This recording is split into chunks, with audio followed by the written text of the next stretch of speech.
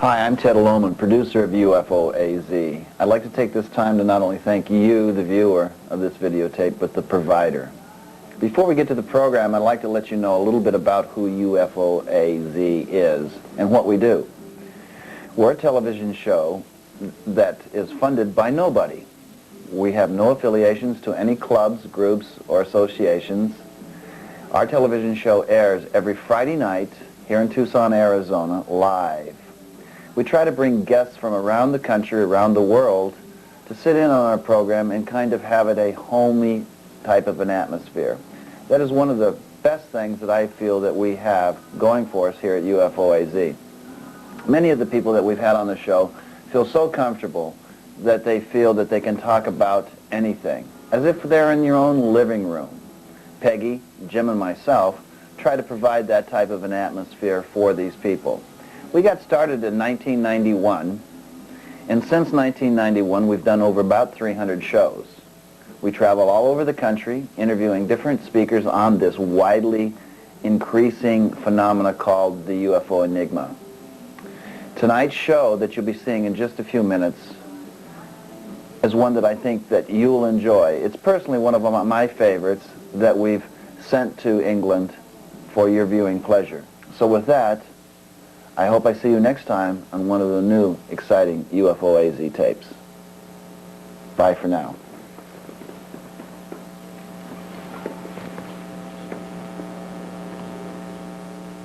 Your support. Without any further ado, I'd like to introduce a friend of mine. I met him a couple years ago. He's been in the field. I met him the first time.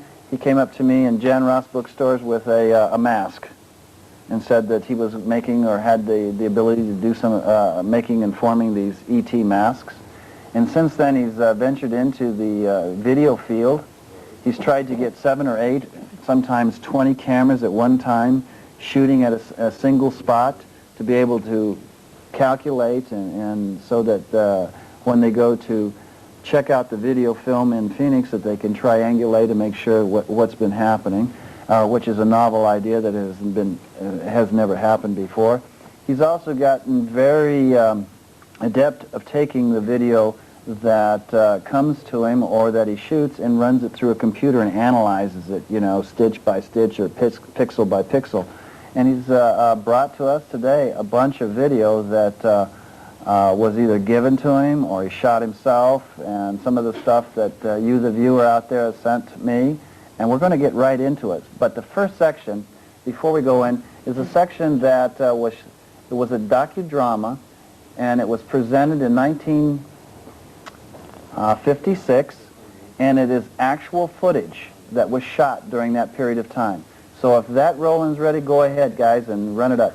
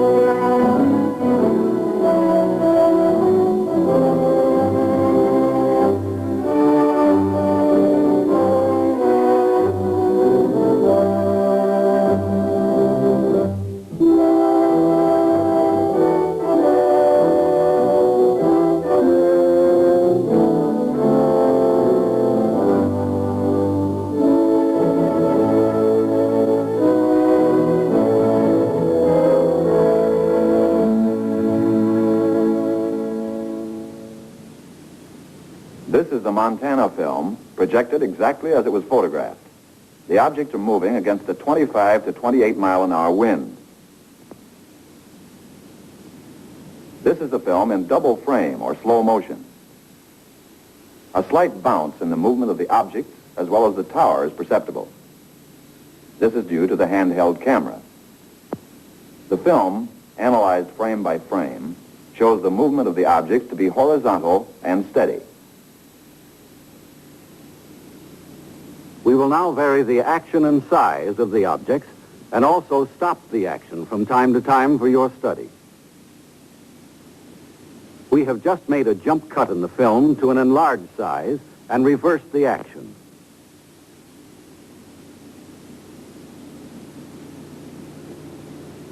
You are now seeing the objects exactly as they were photographed, but from a closer perspective.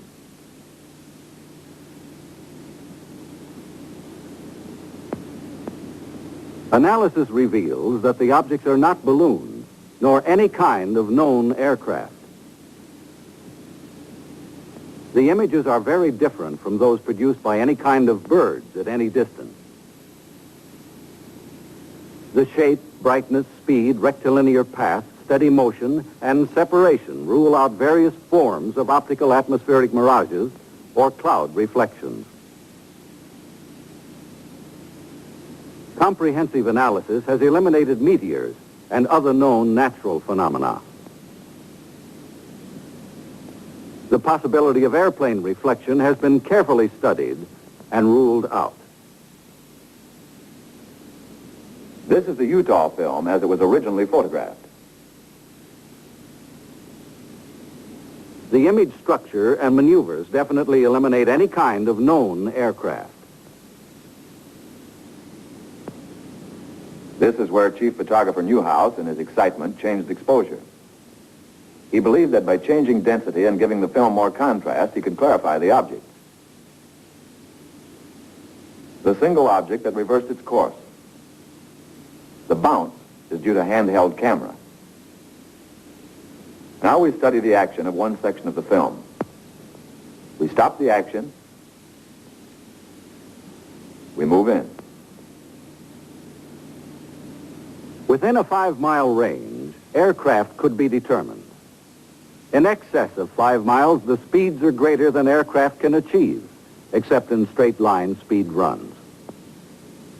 The movement here follows an elliptical or circular pattern. Microscopic examination reveals that the objects are well focused. Their size varies from 1/6 to 1/10 the size of the moon, as it appears to the naked eye. Their form is circular and sometimes elliptical. This fits the commonly used flying saucer description. Observe the object in the upper left corner. We move in to study the action. The object upper left will go out of frame on widescreen projection.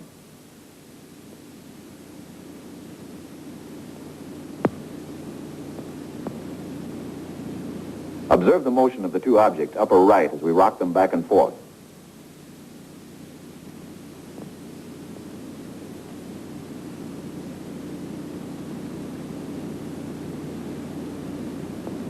Now we move over and up on the frame to make a closer study of the object in the upper left corner.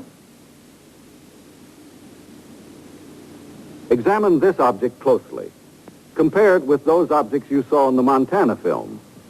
These films were taken approximately 2 years apart, hundreds of miles apart.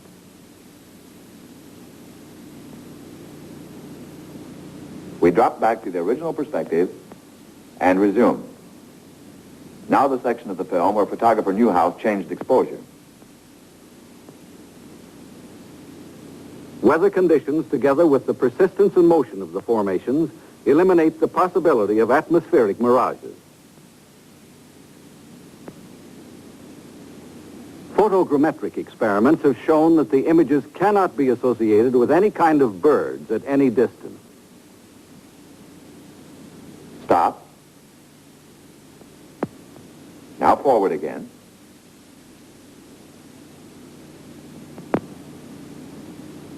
Stop.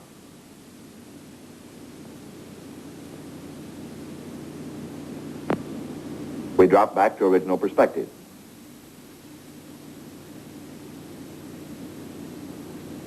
Now once again and for the last time, the Utah film.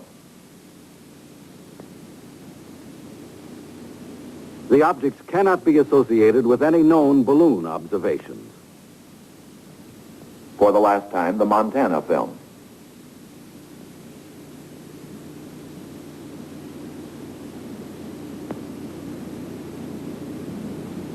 The motion picture you have just seen is authentic.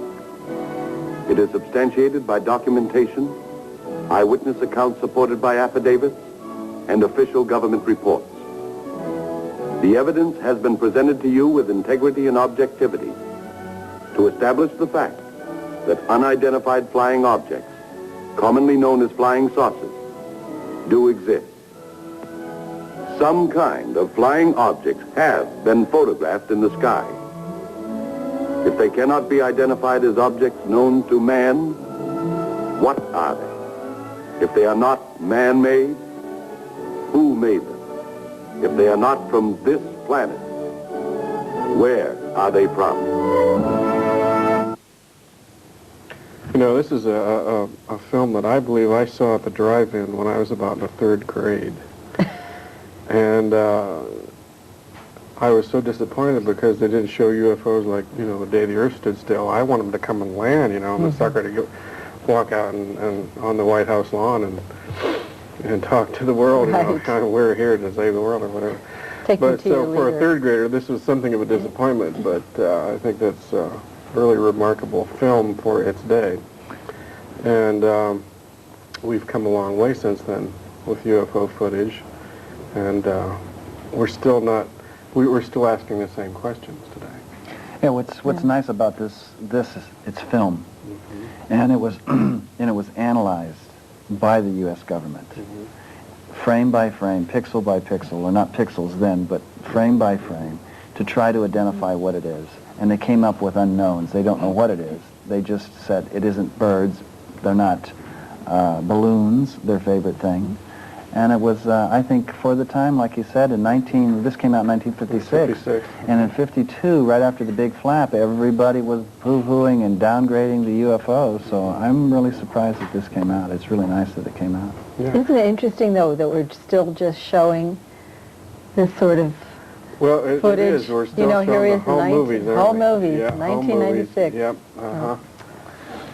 So what other home movies have you to share with us? How does this compare to what we've been seeing, Tom, now? Yeah, well, it looks like we're seeing the same objects that have been filmed ever since they started filming with cameras. Now we're videotaping it.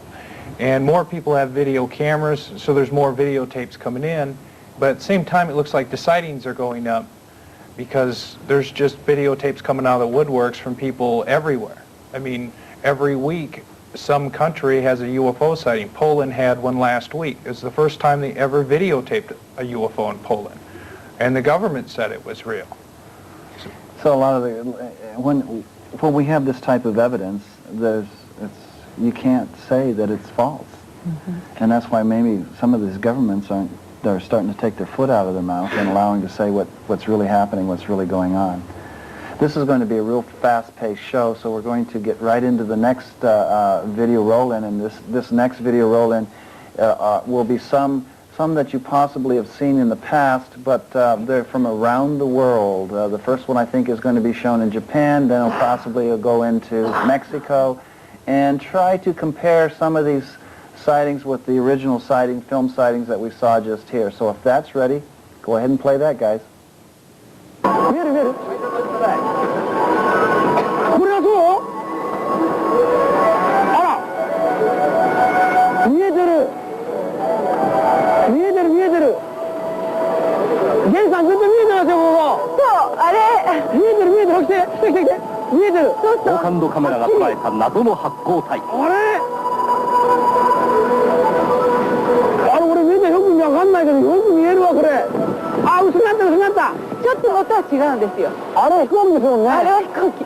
違う。本当は全然光が違うわ。違うの。ほら、今移動したり。左行くのあれはそうなんだ。そうだ、俺が見てるのはそうなんだ、やっぱり。今そうです、さっきから。はあ。ちょうどほら、ちょうど左上でしょ。ちょうど左上。あら。上がったんです。すごい。いや、今度ほら、塔がちゃんと見えてるから。後ろね。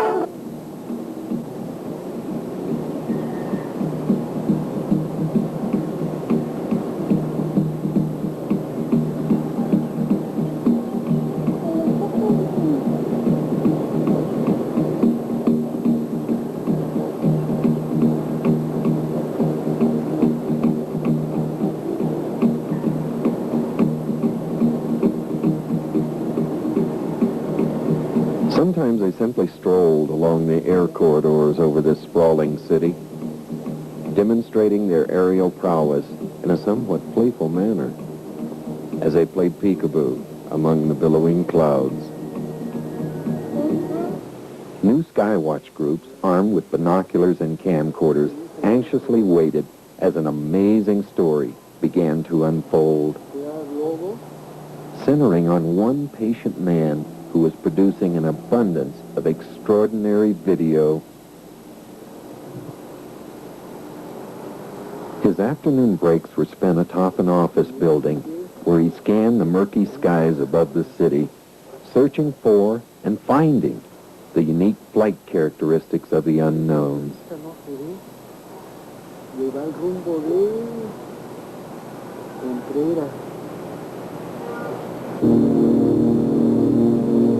But these classifications are not singular, for many have counterparts that have been seen in other locations around the globe.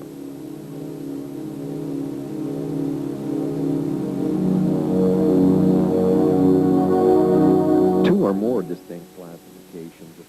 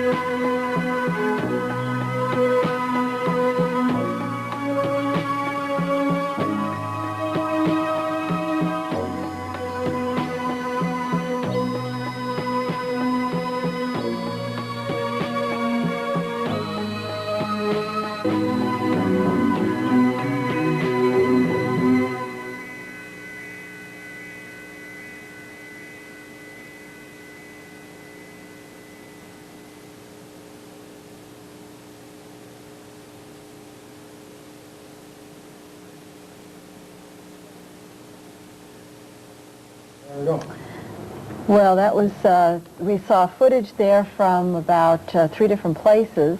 The last was videotaped in New Jersey by Posey Gilbert, and it was sort of interesting at one point where he was focusing the camera and the image was out of focus. What you saw was more the shape, not the brightness of the light. In the Japanese footage, which started this segment, we had what you didn't see was a woman who apparently telepathically connects and contacts the ships, sort of a sea-setty thing, and she was calling them in, and I guess they were very excited because one showed up and sort of responded to her, or at least it appeared to be responding to her. And the middle segment was the Lee and Britt Elder's video footage in Mexico. And that one craft was supposed to be, was it Sirius or Venus? Well, I don't know. Anybody can take your pick, but they've claimed it was Venus. Yeah, there's been a lot of controversy about that, and several people have said that that was Venus, which was zipping in and out of the clouds and getting in front of the clouds, so it's pretty remarkable for Venus. Did you interpret all of that Japanese? Is that what they were saying all this time? Oh, I can tell you every word. And was that what it they was were like, saying? wow, look at that. Yeah, was it? Something like that.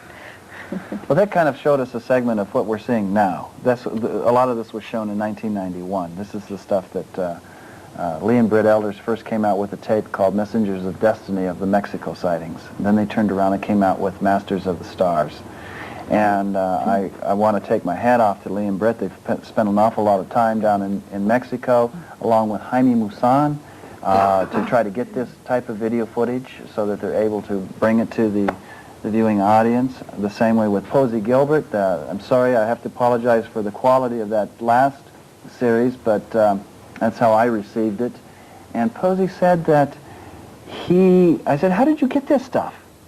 He says, well, I would just be getting some kind of a ringing in my ears, and I was kind of told to go outside and take my camera and point it up in that direction, and there they were. And this happened 3 or 4 or 5 different times. We're not going to have enough time to show it all, and I want to thank Posey for having it. But this isn't the first time we've heard of something like this, people going out. Meyer, for instance, had that same type of an idea. He knew when they were going to be there by ringing in his ear, that type of stuff. And once again, let me ask you, is this what we're seeing now? Yeah, it's funny. A lot of people plan on trips to Mexico City to see UFOs, and they wonder why don't they cross the border into the United States? Why is this massive phenomenon down in Mexico City? What everybody's going to see pretty soon is if it was limited to Mexico, it's not anymore, because it looks like this is a nationwide or international event. These sightings are happening all over the United States, and we have 3 people in 3 parts of the country filming this, and we're getting massive amounts of UFO videos, amounts that nobody had before. And anybody can shoot this stuff. You just have to spend the time outside and buy a lot of blank videotapes, and you'll start filling these tapes up with UFOs before you know it. Jim, any comments? Well, they don't cross the border because they don't have green cards. They don't want to be an alien? There you have it. Well, Tom, most of your video footage has been during the day, though, Yeah. hasn't it? Do you just go out there and just aim the camera up and start taping? Well, I came into this kind of as a second thing. I didn't discover this or come upon this. Somebody else accidentally looked up at the sun and seen a large cylinder up there. And he was standing underneath the shade of his house to see it. And if he was standing out in the open, he'd look up and be blinded by the sun. Later they looked around more and they found a lot of these objects are hiding within the million-degree corona of the sun, which is an excellent place to hide because we can't look there. But with a pair of sunglasses and standing in the shade, looking around the sun, and you look past the lint and the cotton flying around, you'll see some high-altitude objects flying around 10,000 feet or higher. And we focused our attention on these objects and got hundreds, if not thousands, of these things going through the clouds. You know, when you brought that up, there's something that needs to be said about being close to the sun, because the Mexican flap that started 7/11 of 91, no coincidence the UFO-AZ started the same day, but that's the day that the eclipse, the total eclipse. Yeah. And when they stuck the cameras up to shoot the total eclipse, that's when they started finding the UFOs. Exactly. There is definitely a correlation with the eclipse and the solar footage that we're filming. There's a connection with the sun. We don't know what that's about. We know what some of the objects are and what they look like, but there's definitely a connection with the sun for some reason. And I've studied other solar tapes, such as NASA solar stuff during the 1991 eclipse in Hawaii. You don't see this type of phenomenon. You see nothing flying around the sun in other videos where you just watch TV, they show the sun, you don't see anything flying around. But since June or July, when you look up there, you're going to see something that looks like a bright star next to the sun zipping around. You know, Jim, in the early 1900s, that reminds me of a tape that I was viewing that the astronomers were looking at the sun. Now, help me out here. There was a planet called Voltaire? Voltaire? No, that came, what was the one? Vulcan. It was Vulcan, I think it was. The planet Vulcan that they named Vulcan, that came in front of the sun, and they actually videoed or filmed this planet, what they thought was a planet, going in front of the sun like this. And if you view the tape, it actually looks like a flying disc from a distance flying in front of it. And then they said they never could see it again. They were expecting it to come back around again, but they felt that it exploded. And this is Hoyle, and these are some of the other renowned scientific people at that time. And there's written documentation on just this, having going across the sun. So this might be something very early that they thought was some type of a planet or something that they were viewing inside the sun, the area of the sun. Well, you know, there is within the metaphysical community, there is a theory that the sun is actually an interdimensional portal, and that craft can come through there in another dimension. Speaking of that, there's something I captured last Sunday on film. I've been looking up there, and every now and then I look and I see something that looks like a shock wave. Something that looks like you throw a rock in a pond and there's a ripple. It looks like there's a ripple going through the sky. And I captured one of them on videotape last Sunday on a 30-power lens, and the clouds were rippling as UFOs were going through. Like it looks like an explosion from a bomb hitting the ground, and the shock wave goes off. That type of stuff happens every so often up there. It's like the sky's being ripped open, and these things are materializing with cylinders. It's orbs and saucer-shaped craft and cylinders makes up the majority of what's flying around there. What about Phanoma? Phanoma had a disk coming from the sun. The pulsing sun phenomenon. Right. The pulsing sun that Dr. Kiefer brought in. Kiefer had. Yeah. You know, there certainly seems to be a correlation now that we're doing this. And I want to tell everybody out there that has a video camera, don't go running up and shooting it in the sun because you'll burn out your camera most likely. Yeah, and in less than 1 minute, you'll burn out your camera, whether it's tube or chip. So don't run up there and do that. Get yourself shaded off to the way, and we're not advocating taking your camera and shooting the sun because you'll destroy your camera. Well, you know, in the blinking sun film tape footage, though, the lady who photographed that in Medjugorje, that pulsating She sun, was shooting right she was at it. shooting right into the sun for, you know, it was at least 10 minutes. It should have burned out that camera, because I burned out a camera already. Tim Edwards burned out 2 cameras now. It doesn't take long to burn out your eyes or the camera. We are not filming the sun. We're filming beside the sun, the glare, the corona. And when it gets really wild, you don't need the sun anymore. You could flip the camera around, point north or any other direction of the blue sky, and you'll get this stuff going through clouds at Mach speed. Going back a little farther with the sun history, Michael Hessman has a tape. And on there's an old drawing that's probably a couple hundred years old. And it shows the sun, and it shows the cylinders under the sun with little windows and little other type of objects. It may have been, this phenomenon happened earlier.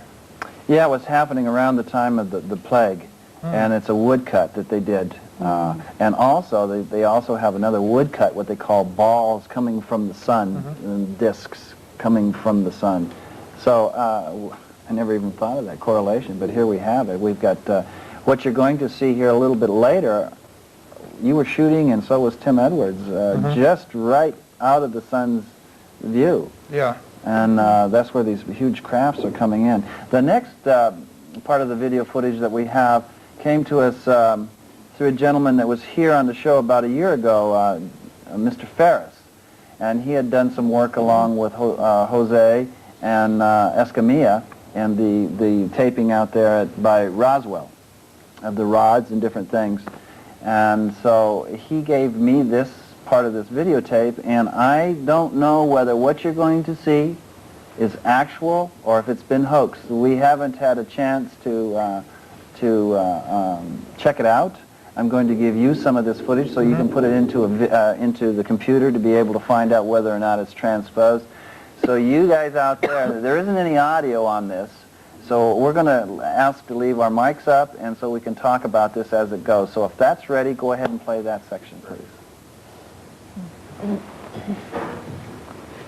This is something that is flying through the trees, similar to what was taken by Ed Walters at Gulf Breeze.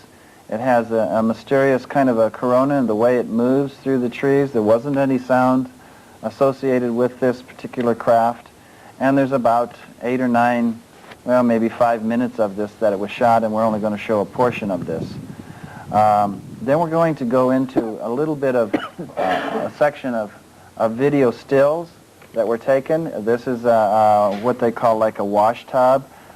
You made mention, Tim, that it was something like possibly out of Star Wars. It looks like the pod R2-D2 and C-3PO ejected on the beginning of Star Wars, because I had one of those toys as a little kid when that movie came out. And it looks just like it. Now, some of these are so close to looking like some of the Meyer case, and this was what that catches me off guard. They're just almost too darn good. But once again, I don't know. They could very well be actual. Now, where were these photographs? This was brought to us by a gentleman named Hawkins from Gulf Breeze.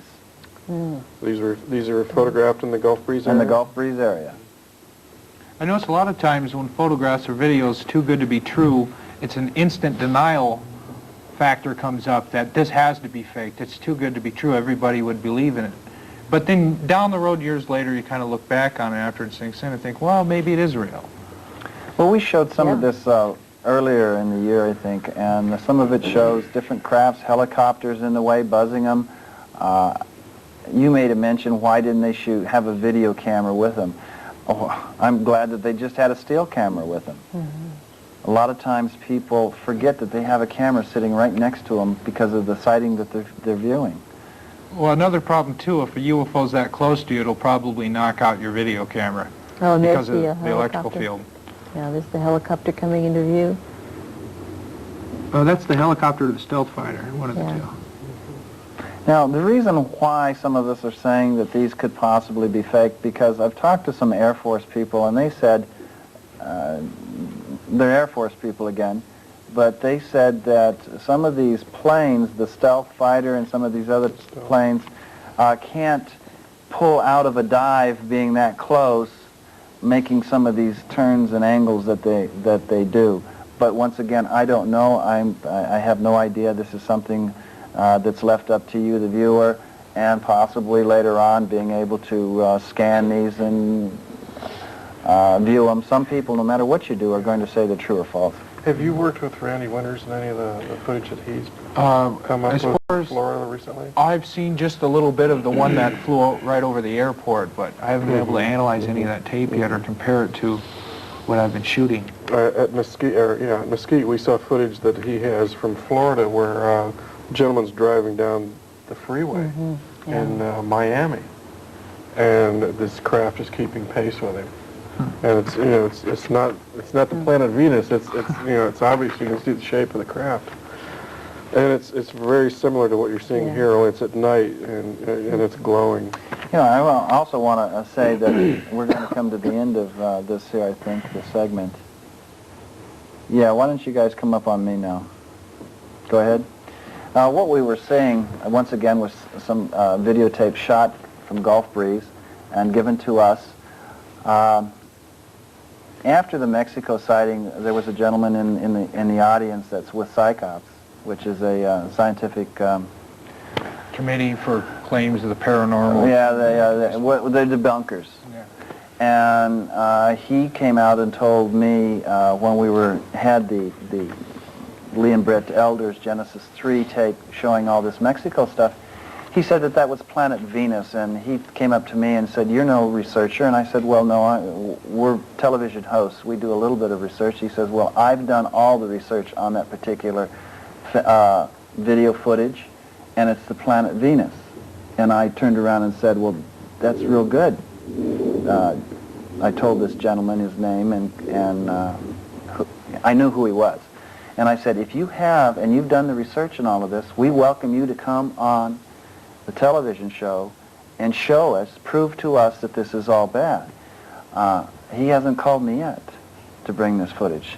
So it's easy to sit out in the audience and say that, no, that's planet Venus, but yet Venus, I haven't been able to see Venus go this way, and then in that particular footage that we showed, it's been freeze-framed and then turned around, and David Froning took and analyzed that, and there was 4 other craft in it going in and out, playing hide-and-go-seek within the clouds. And later on, other footage goes, the craft goes in front of the clouds. So Venus can go in front of the clouds and play back and forth. That's something very unique, and I'd like to see his proof of that. It'd be pretty astounding. Yeah, I'd say so. And, the problem with a lot of the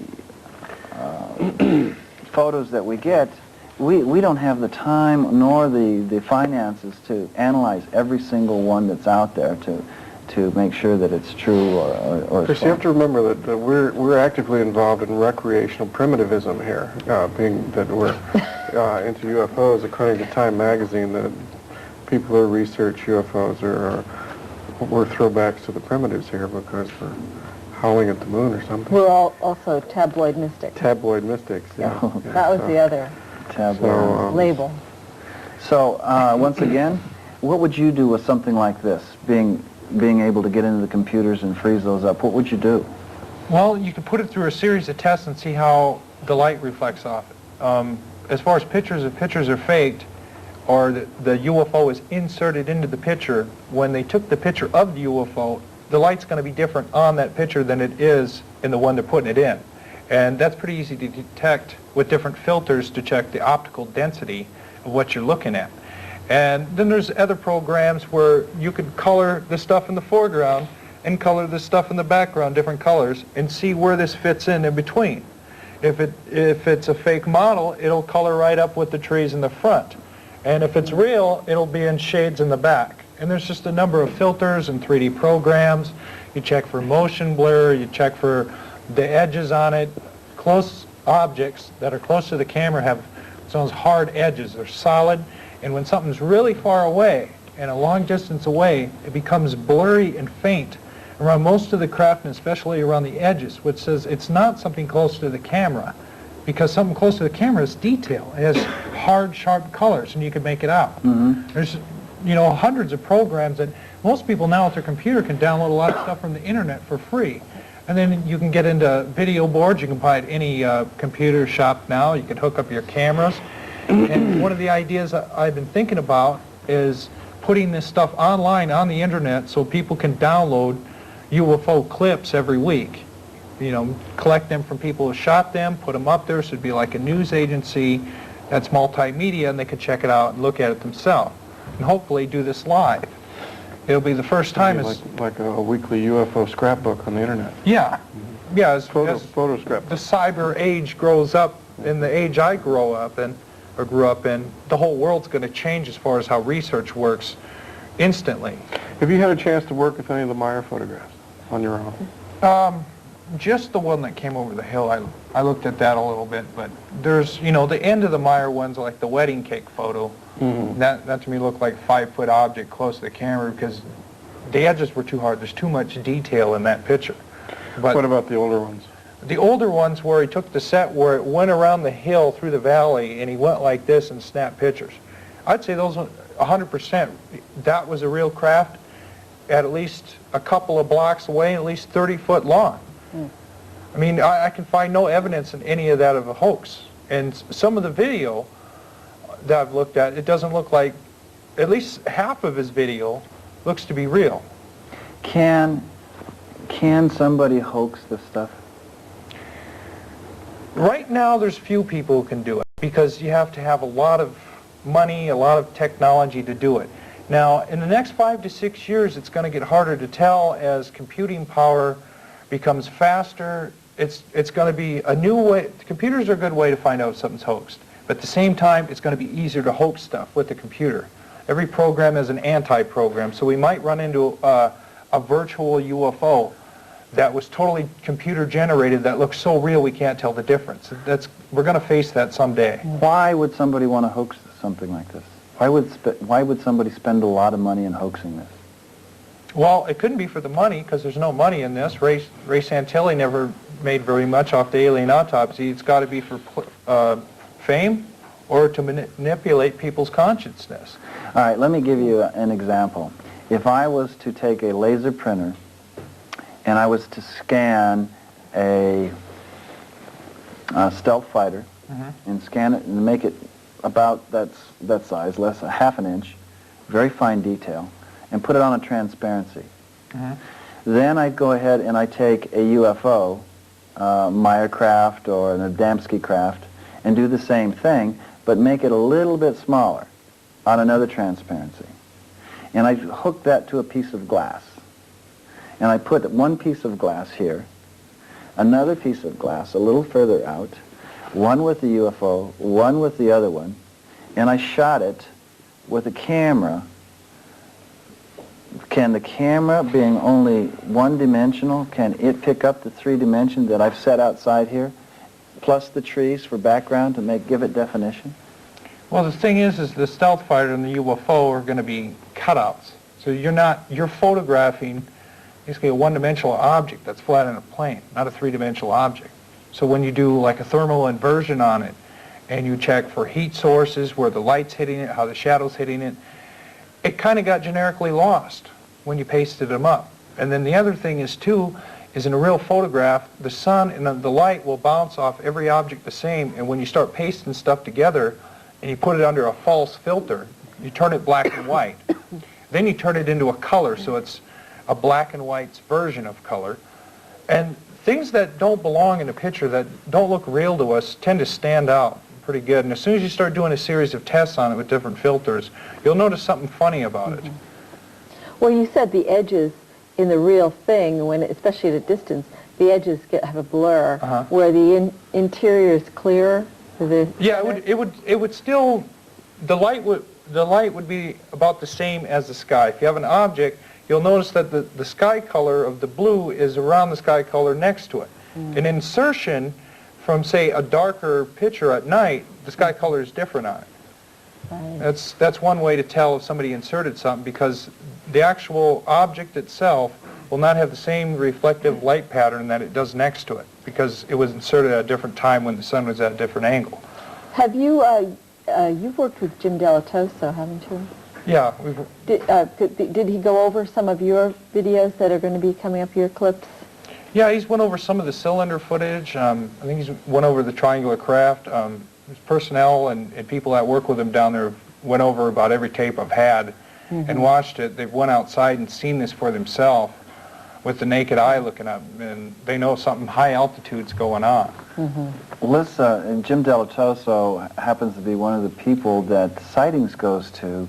And if you've watched Sightings will usually bring Jim Delatoso because of his computer skills and his ability to either verify or call something a hoax within this field. He's one of the top in the field through here, and he is one that brought to the forefront kind of a protocol with this type of stuff. We're going to run into a next series of videos. Now, this one here was sent to me by Mario from New Mexico, and what he has done is he's time-lapsed this at night, and I have to set this up. He said he was having all these strange feelings night after night after night, and nocturnal feelings of different ETs or even coming to him. So he decided that he was going to set up his camera and set it up outside and to see if he could get a craft, and he time-lapsed this on his, and there will be one jump in this to try to show you the time-lapse that was involved in here. So with that, we're going to roll right into the next section of this and take a look and see for yourself.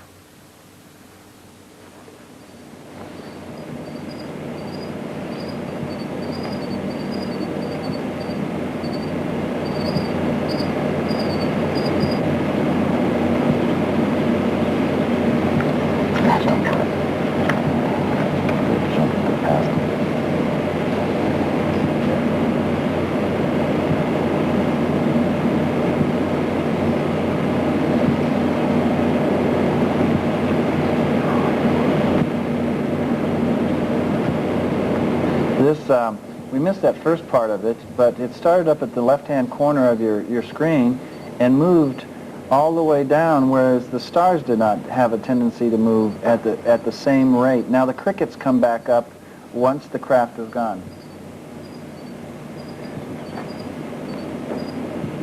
And he shot this at time-lapse, and what you haven't seen is about 2 hours real quick of video here. But once again, it did start up at the left-hand side of the screen and came in. And I asked him about whether or not it was the moon, and he said no. So I think we have some more coming up here. I hope that it didn't stop on us. There it is. This is some of your stuff. No, this is Tim Edwards. This is, go ahead, explain that. This was shot on August 27th, which I believe it's the day before the Alien Autopsy premiered to everyone. His daughter walked outside to see if it was going to rain, looked up and said, "Daddy, Daddy, come outside, there's something up there." And eventually he went out and looked and seen this object and shot 6.5 minutes of video of this large cylinder. Do you have a sense for how big this was? No. Well, it's hard to judge. I know from the video. There's been a few different size estimates of it, but most people believe it's about a mile long. There were several witnesses with Tim who've seen this too and watched it through binoculars, and they said this thing was gigantic. It was at least a mile long minimum. It has a double row of windows with about 14 windows per row, or light panels. We're still not sure what it is. But my sizes on the windows or light panels are 132 feet by 198 feet at least. No, what we seem to be seeing is a strobe effect with the light and the alpha. Okay, here's a cylinder I shot on October 8th that's very similar. You people at home that are recording this, watch this in slow motion when the light shuts off, and you'll see kind of a mercury tube when the lights aren't going. But this one does something interesting where it manipulates space and time by projecting itself and then going to that spot as it exits. Now the sun is right off to the left, right? The sun's above it. I'm filming inside my garage, and the garage is blocking the sun. And there's the weird, I term projection propulsion system.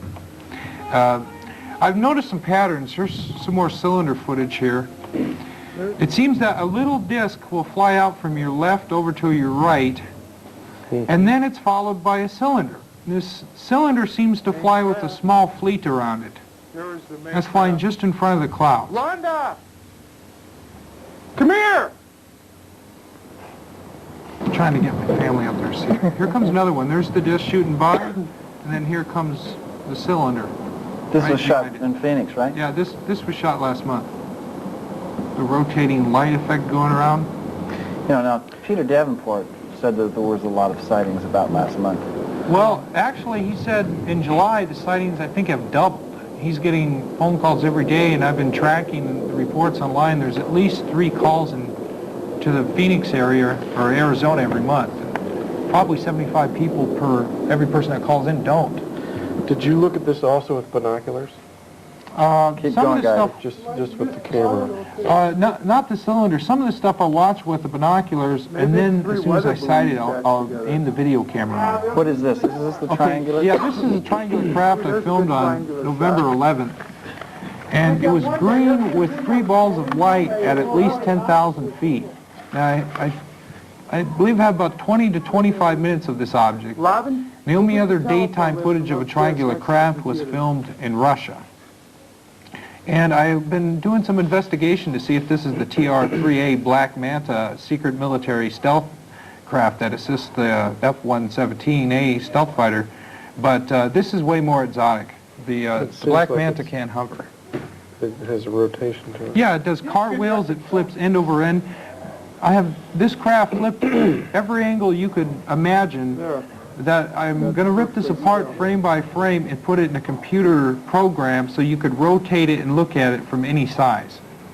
Was it flying like horizontally while you were taping this? It or? was doing figure eights when I first seen it. Okay, this one is a dish-shaped craft that was flying from south to north, and towards the end of it, it almost got hit by a plane. If you watch towards the end of it, a big jet will fly by real fast in a few frames, and it looks like it kind of moved around it to get out of its way. That's hockey puck looking. Yeah, I've termed these hockey pucks.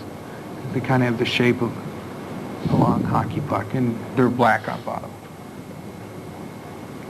How would somebody try to debunk this? Well, it's all balloons. I'm prepared for the sunspot, speech, balloons, It has to be bugs, a weather birds, balloon. clouds. They're going to write all of it off. People have too much footage now. They're going to deny it. They're going to say it's impossible. You're not filming 1,000 craft a month and people aren't seeing this. And they don't realize that these craft are 5 miles away. You have a 30-foot object that's 5-6 miles above you. You're not going to see it. It's too small to see with the naked eye. You can see them, maybe a pinhole. But I'm shooting at extreme power there to even see it at that height. And when it took me a couple months to actually go, okay, I've had it, it's real. I got thousands of these things on tape. And what convinced me was watching these things go in and out of clouds, and I'm going, this is just like Masters of the Stars all over again. But this doesn't have to be alien craft. This could be our own craft. Most of this that we've seen on here could be our own very craft. We've got something that's coming up here. We're running out of time here. Okay. Can you go ahead and show this and see what we have? Okay, the one you just seen, this is a freeze frame of it. We're going to go in and look at it a little closer. Can you pick that up, Larry? There it is. Looks like a white type of dome up here and kind of a black line underneath it.